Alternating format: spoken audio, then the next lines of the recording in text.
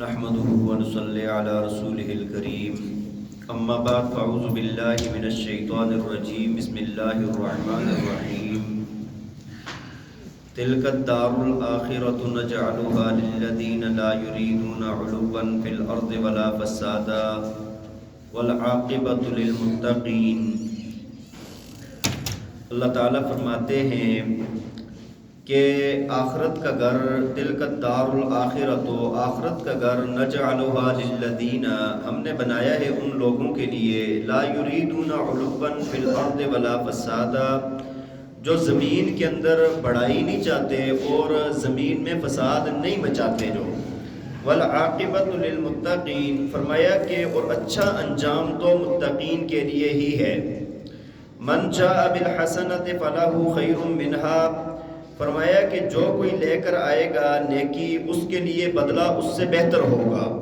ومن جاء بالسیئۃ فلا یجزی الذین عملوا السیئات الا ما كانوا یعملون، اور جو کوئی لے کر آئے گا برائی تو اس کو بدلہ دیا جائے گا اس کی برائی کا اتنا ہی، الا ما كانوا یعملون، جتنا کہ اس نے برا کیا ہے۔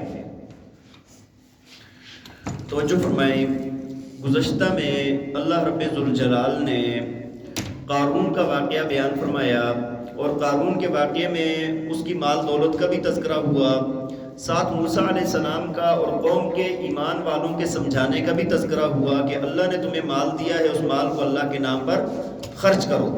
اور اس نے جب اس سے کہا گیا کہ تمہیں اللہ نے دیا ہے تو کہنے لگا کہ مجھے میرے اپنے ہنر سے ملا ہے مال، مجھے جو مال ملا ہے میرے اپنے علم اور ہنر کی وجہ سے ملا ہے۔ اللہ تعالیٰ نے فرمایا کہ تجھ سے پہلے کئی بڑے بڑے طاقت اور قوت والے ہم نے ہلاک کر کے رکھ دیے ہیں، کیا تجھے ان کا علم نہیں ہے؟ پھر اللہ تعالیٰ نے جب یہ اپنی زیب و زینت کے ساتھ نکلا اور موسیٰ علیہ السلام کو اس نے ستایا، تو اس کے بعد اللہ تعالیٰ نے قارون کو اور قارون کے خزانوں کو اور جو قارون کے حمایتی تھے، اللہ تعالیٰ نے ان سب کو زمین کے اندر دسا دیا۔ جو لوگ پہلے یہ کہا کرتے تھے کہ کاش ہمارے پاس بھی قارون جیسا خزانہ ہو، وہ لوگ بعد میں شکر ادا کرنے لگے کہ یا اللہ شکر ہے کہ ہم اس جیسے نہیں ہو گئے، ورنہ ہمیں بھی زمین میں دسایا جاتا۔ اتنا سب کچھ اس کے پاس موجود تھا، لیکن اس کی کوئی طاقت، فوج، قوت، کوئی اس کا مال دولت، اس کے خادم، کوئی بھی چیز اس کو اس اللہ کے عذاب سے بچا نہیں سکی۔ تو یہ گزر چکا ہے۔ آج کی پہلی آیت میں اللہ تعالیٰ نے دو باتیں بیان فرمائی ہیں۔ فرمایا کہ جنت اس بندے کو ملے گی جس کے اندر یہ دو باتیں نہیں ہوں گی۔ دو باتیں جنت کے لیے رکاوٹ ہیں، جنت میں جانے کے لیے رکاوٹ ہیں۔ پہلی بات فرمائی کہ جو بندہ زمین کے اندر فساد پھیلاتا ہے، تکبر کرتا ہے اور زمین کے اندر فساد پھیلاتا ہے، وہ بندہ جنت میں نہیں جائے گا۔ تکبر کرنے والا اور فساد پھیلانے والا، یہ لوگ جنت میں جانے والوں میں سے نہیں ہیں۔ بات سمجھ آ رہی ہے کہ نہیں؟ تو جنت میں اگر جانا چاہتے ہیں تو ان دونوں باتوں کو چھوڑنا پڑے گا۔ تکبر جو ہے نا، یہ روحانی بیماریوں میں سے سب سے بڑی بیماری ہے۔ دوسرے کو حقیر سمجھنا، کچھ نہ سمجھنا، ہاں کسی کو برا بھلا کہنا، ہاں کسی کو اپنے آپ کو علم میں زیادہ سمجھنا، مال میں، طاقت میں، قوت میں، بہت ساری ایسی چیزیں ہوتی ہیں کہ جو تکبر کا باعث بنتی ہیں۔ اور تکبر اللہ کی ذات کو پسند ہے۔ تکبر صرف اور صرف اللہ کی ذات کے لیے ہے، اور کوئی ذات ایسی ہے نہیں کہ جو تکبر کر سکے۔ آپ خود اندازہ لگائیں کہ وہ انسان کیا تکبر کرے گا جو ایک ناپاک پانی کے قطرے سے پیدا ہوتا ہے اور درمیان والی زندگی میں اپنے پیٹ میں گندگی اٹھائے پھرتا ہے، اور جب مر جاتا ہے تو کیڑوں مکوڑوں کی خوراک بنتا ہے۔ اس انسان کی ذات پر تکبر جچتا ہی نہیں ہے۔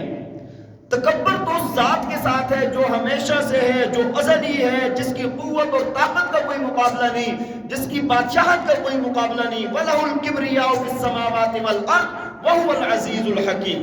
کبریائی تکبر اس ذات کے لیے ہے، اور جو بندہ تکبر کرتا ہے نا، اللہ کو بہت ناپسند ہے۔ فَبِئْسَ مَثْوًى لِلْمُتَكَبِّرِينَ، سب سے برا ٹھکانہ تکبر کرنے والوں کا ہے۔ لا يحب المتکبرین، اللہ نے فرمایا کہ اللہ تکبر کرنے والوں کو پسند نہیں کرتا۔ مقابلے میں آیا کہ اللہ ان سے نفرت کرتا ہے نا، جس کو پسند نہیں کرے گا تو نفرت ہوگی نا۔ تو یہ جو تکبر ہے نا، یہ روحانی بیماریوں میں سے بڑی بیماری ہے، اور سب جگہوں، سب بیماریوں سے بعد میں جا کر یہ نکلتی ہے۔ تکبر سب سے بعد میں جا کر نکلتا ہے۔ تو تکبر کو سب سے پہلے جنت میں جانے والا وہ ہوگا کہ جو تکبر نہیں کرے گا. حدیث کے اندر جس طرح باتیں آئی ہیں نا، ان میں سے ایک بات یہ بھی آئی ہے کہ جنت میں وہ بندہ داخل ہوگا جو تکبر نہیں کرے گا، زمین میں فساد نہیں پھیلائے گا. یہ حدیث کے اندر بھی آتا ہے. اور فرمایا کہ ولا فساد، اور زمین کے اندر فساد نہ پھیلائے. فساد کا کیا معنی ہے؟ اصل میں فساد کا معنی قتل و غارت، ظلم، یہ معنی آتا ہے فساد کا. لیکن اللہ تعالیٰ نے جو بھی احکامات نازل کیے ہیں ان کی خلاف ورزی کرنے والا انسان زمین میں فساد میں مچانے والا ہے. لا تفسدوا فی الارض، اللہ نے فرمایا ہے کہ زمین میں فساد نہ مچاؤ. تو جو بھی چیز اللہ کے حکم کے خلاف جائے گی نا، وہ سارے کا سارا زمین کے اندر فساد ہے. بات سمجھ آ رہی ہے کہ نہیں؟ اس کے اندر پھر ساری بیماریاں آ جاتی ہیں، ساری برائیاں آ جاتی ہیں اس کے اندر. ہاں جی، ان میں سے ایک بڑی بیماری حسد بھی ہے. بڑی بیماری کیا ہے؟ حسد بھی ہے نا. جس طرح حدیث شریف کے اندر آتا ہے کہ حسد نیکیوں کو اس طرح کھا جاتا ہے جس طرح کہ لکڑی کو آگ کھا جاتی ہے. حسد انسان کو تباہ و برباد کر کے رکھ دیتا ہے. اور آج کل بہت عام ہے، بھائی کو بھائی کے ساتھ حسد ہے، پڑوسی کو پڑوسی کے ساتھ حسد ہے. ایک بندے کو دوسرے کے ساتھ جو جہاں پر دیکھے گا، یہاں تک کہ بازاروں میں جن کے ساتھ جان پہچان نہیں ہوتی ان کے ساتھ بھی حسد شروع کر دیتے ہیں. بات سمجھ آ رہی ہے کہ نہیں؟ اور باتیں کو بڑی گاڑی دیکھی نا تو کہیں گے حلال سے تو اتنا نہیں ہو سکتا.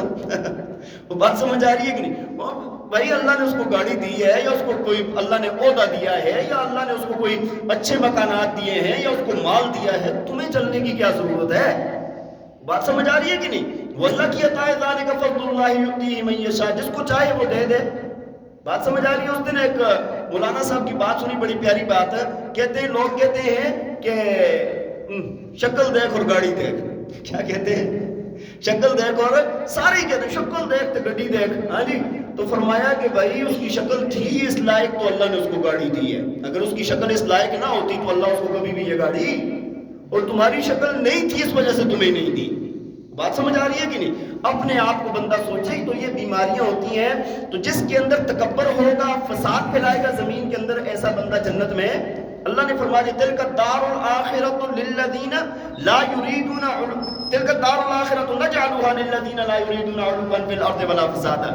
آخرت کا گھر ہم نے بنایا ہی ان کے لیے ہے جو تکبر نہیں کرتے اور فساد نہیں پھیلاتے. والعاقبۃ للمتقین، فرمایا کہ انجام تو متقین کا اچھا ہے. لیکن دنیا کی زندگی میں اوپر نیچے ہو سکتا ہے، لیکن انجام کے اعتبار سے متقین آگے جائیں گے اور جنت میں جائیں گے. تقویٰ کہا جاتا ہے کہ شریعت کی جتنی بھی حدود ہیں ان کے اوپر عمل کرنے کو تقویٰ کہا جاتا ہے.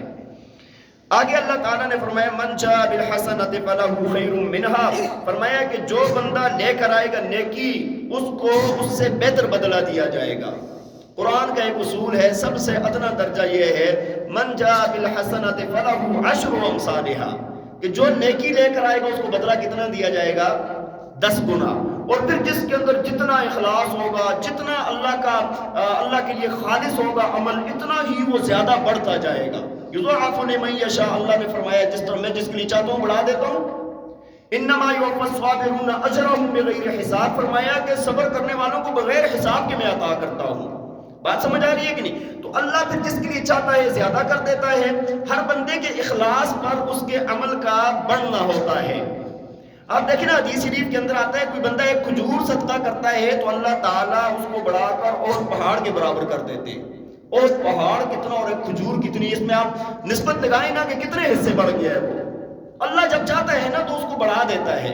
اور اس کی وجہ یہ بھی ہوتی ہے کہ نیکی جو ہوتی ہے نا وہ پلتی ہے. نیکی کیا ہوتی ہے؟ نیکی اضافہ، اس کے اندر اضافہ ہوتا رہتا ہے. آپ نے کسی کے ساتھ خیر خواہی کر دی، کسی کے ساتھ اچھائی کر دی، تو وہ نیکی یہ نہیں ہے کہ آپ نے نیکی کی تو بس اتنا ہی اجر ہے. نہیں، یہ اجر بڑھتا رہے گا. یہ اجر کیا ہوتا رہے گا؟ بڑھتا رہے گا. اور رب کا کرم ایسا ہے ہمارے اوپر.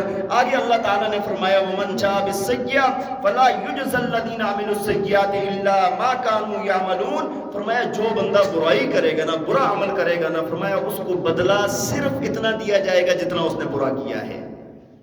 کتنا اللہ کا کرم ہے کہ برائی ہو گئی نا بندے سے تو بدلہ اس سے ڈبل نہیں ملے گا، اتنا ہی ملے گا. اور اللہ کی ذات سے تو یہ بھی امید ہے کہ شاید اللہ تعالیٰ معاف فرما دے. لیکن اگر ہوا بھی نا تو اس سے زیادہ اس کو سزا نہیں دی جائے گی. لیکن نیکی کرے گا بندہ، وہ پلتی رہے گی، وہ بڑھتی رہے گی. آگے اللہ تعالیٰ نے نبی پاک صلی اللہ علیہ وسلم کے اچھے مستقبل کے بارے میں فرمایا. جب آپ صلی اللہ علیہ وسلم مکہ سے نکل رہے تھے نا، تب یہ آیت نازل ہوئی تھی. آپ صلی اللہ علیہ وسلم پہاڑی کے اوپر چڑھے نا، تو جب مکہ مکرمہ کو دیکھا آپ دیدہ ہو گئے، اور یہ فرمایا تھا کہ اگر یہ لوگ مجھے مجبور نہ کرتے نا تو میں اللہ کے گھر کو چھوڑ کے کبھی بھی نہ جاتا.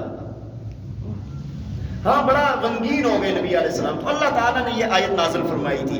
فرمایا ان الذی فرض علیک القرآن، فرمایا کہ بے شک اللہ نے قرآن کو آپ پر فرض کیا ہے. لرادک الی معاد، فرمایا کہ اللہ آپ کو لٹائے گا، دوبارہ لٹا کر لائے گا اپنے ٹھکانے کی طرف. دو معنی اس کے بیان کیے ہیں. ایک تو یہ ہے کہ جس طرح مدینہ چلے گئے، 8 سال کے بعد دوبارہ 10,000 صحابہ کے ساتھ نبی علیہ السلام واپس آئے، بغیر مزاحمت کے اللہ تعالیٰ نے فتح عطا فرما دی. ٹھیک ہے جی. اور دوسرا یہ ہے، اس کا ایک معنی یہ بھی مفسرین کرام نے بیان کیا ہے کہ اللہ تعالیٰ آپ کو یہ دنیا کا جو ہے نا، اس کے بدلے میں آخرت کا ٹھکانہ بہت اچھا عطا فرمائیں گے. عسیٰ ان یبعثک ربک مقاما محمودہ، کہ آپ کی اللہ کی ذات سے امید ہے کہ وہ آپ کو مقام محمود نصیب فرمائیں گے، جہاں پر نبی پاک صلی اللہ علیہ وسلم شفاعت صغریٰ اور شفاعت کبریٰ فرمائیں گے. بات سمجھ آ رہی؟ تو وہ مقام محمود ہے، وہ اللہ کے نبی کو عطا فرمایا جائے گا. تو فرمایا کہ یہ دنیا کے اعتبار سے آخرت، وَلَلْآخِرَةُ خَيْرٌ لَكَ مِنَ الْأُولَىٰ، آپ کی بعد والی زندگی یا آخرت والی زندگی وہ زیادہ بہتر ہے پہلی والی زندگی سے. اور ربی اعلم من جاء بالہدی ومن هو فی ضلال مبین، فرمایا کہ بے شک آپ کہہ دیجئے ربی اعلم من جاء بالہدی، کہ میرا رب جانتا ہے جو بندہ ہدایت لے کر آتا ہے، ومن هو فی ضلال مبین، اور اس بندے کو بھی جانتا ہے جو کھلی گمراہی لے کر آتا ہے، کھلی گمراہی پہ ہوتا ہے. پیچھے نیکی اور بدی کا بیان ہوا، تو فرمایا کہ اللہ جانتا ہے کون نیکیاں کرنے والا ہے اور کون برائیاں کرنے والا ہے. اللہ تعالی ہمیں عمل کرنے کی توفیق عطا فرمائے. وآخر دعوانا ان الحمد